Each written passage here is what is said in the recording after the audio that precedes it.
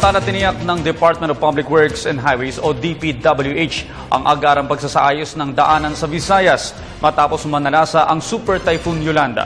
Paliwanag ng ahensya, ito'y upang kaagad na maipatupad ang rehabilitasyon sa mga nasalantang lugar. Ang detalye sa report ni Noel Perfecto.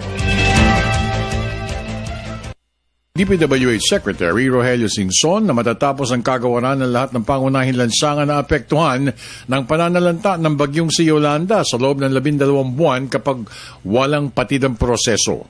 Sa panayam ng government television station, pinagmalaki ng kalihim na natapos na nila mga immediate repairs sa mga naturang infra works at kasalukuyang binubuo ng DPWH ang mga critical roadways leading sa mga lugar na sobrang naapektuhan ng bagyong si Yolanda.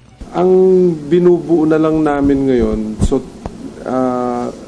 tapos na yung mga immediate repairs. No? So ang ginagawa namin ngayon is to look at what are the critical roads that we need to upgrade. Gagawa kami ng request coming from the LGU. So three discussions we had. The city of Tacloban, Leyte, and the province of Samar, they already gave us their rehabilitation plans. No? So we're now consolidating. This was convened by Secretary Lacson last week. Ayon kay Secretary Singson, nagkaroon ng 31 billion pesos na requested funds ang mga agencies na tumutulong sa rehab works. 64% dito ang na-release na ng pamahalaan. Agad din lang isinasaayos ang mga rehabilitation plans para sa lugar ng Tacloban, Leyte at probinsya ng Samar. No agency may be other than the state universities na hinihintay namin yung release. No national agency should be complaining about the lack of budget. So, and that's what we reported to the President last week, no?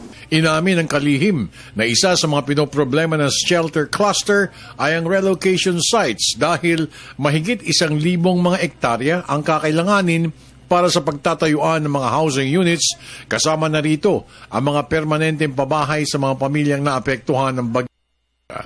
As of today, we have already procured 320,000 GI sheets, no, for distribution by DSWD. No? Out of the 320,000, we're down to siguro ang inventory na lang namin is about 60,000. The mechanics of that is the SWD together with the LGU identify who within the local government units will need roofing material. Patuloy rin ang pagkipag-ugnayan ng ibang mga ahensya ng gobyerno tulad ng DSWD at iba pa mga concerned local government units upang matiyak na ma-identify na maigi ang mga pangangailangan ng mga ito. Para sa Telebisyon ng Bayan, ako naman si Noel Perfecto.